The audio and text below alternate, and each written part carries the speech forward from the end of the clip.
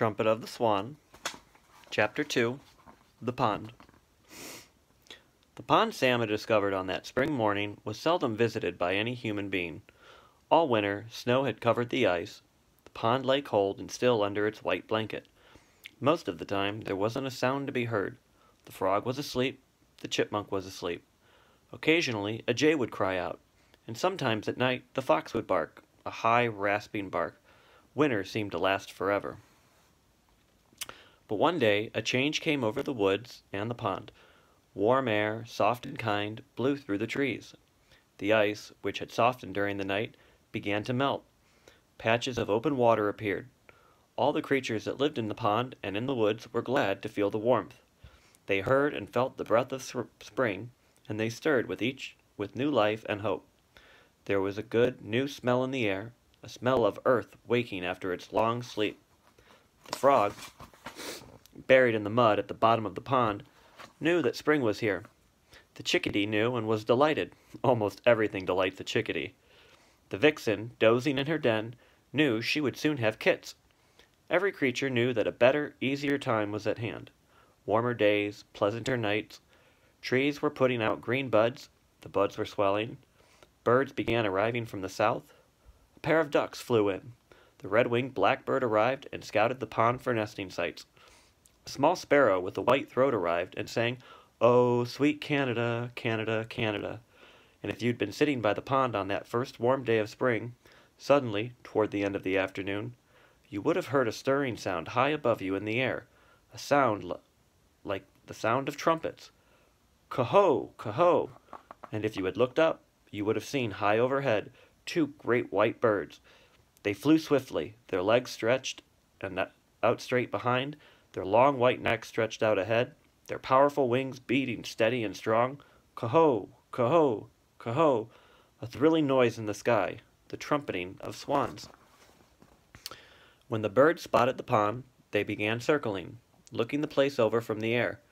Then they glided down and came to rest in the water, folding their long wings neatly along their sides and turning their heads this way and that to study their new surroundings.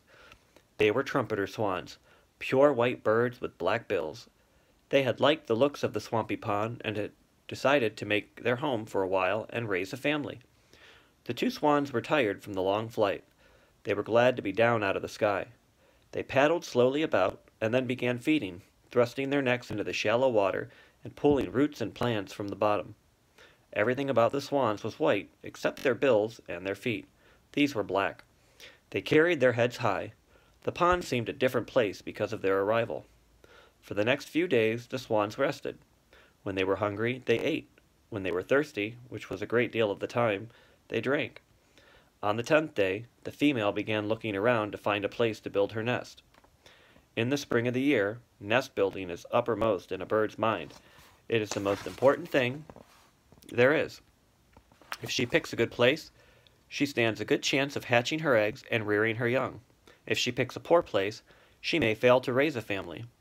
The female swan knew this place. She knew the decision she was making was extremely important. The 2 swans first investigated the upper end of the pond, where a stream flowed slowly in. It was pleasant there, with reeds and bulrushes. Red-winged blackbirds were busy nesting in this part of the pond, and a pair of mallard ducks were courting. Then the swan swam to the lower end of the pond, a marsh with woods on one side and a deer meadow on the other. It was lonely here. From one shore, a point of land extended out into the pond.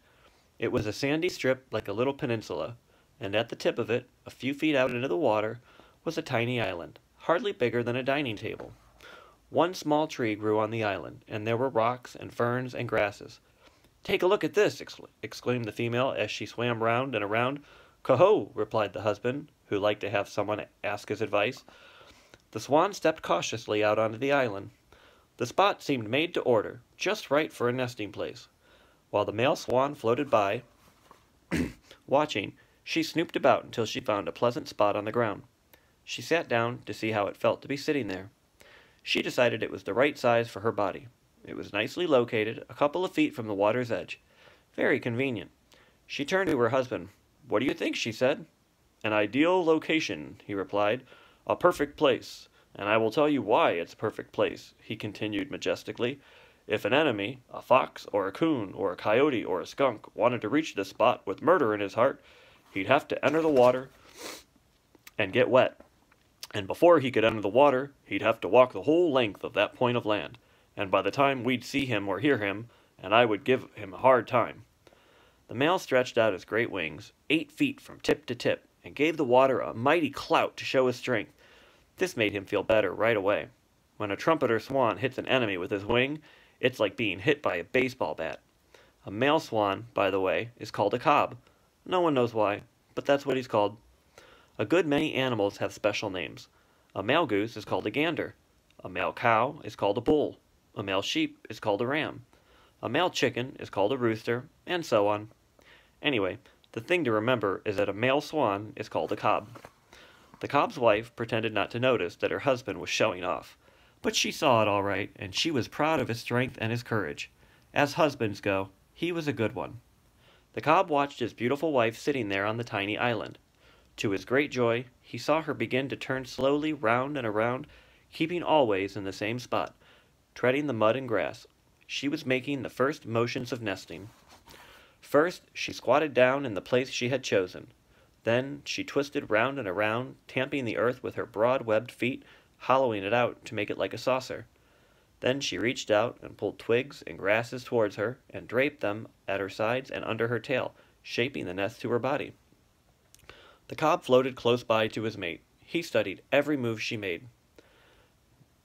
"Now, another medium-sized stick, my love," he said, and she poked her splendid long white graceful neck as far as it would go, picked up a stick, and placed it at her side. "Now another bit of coarse grass," said the cob with great dignity.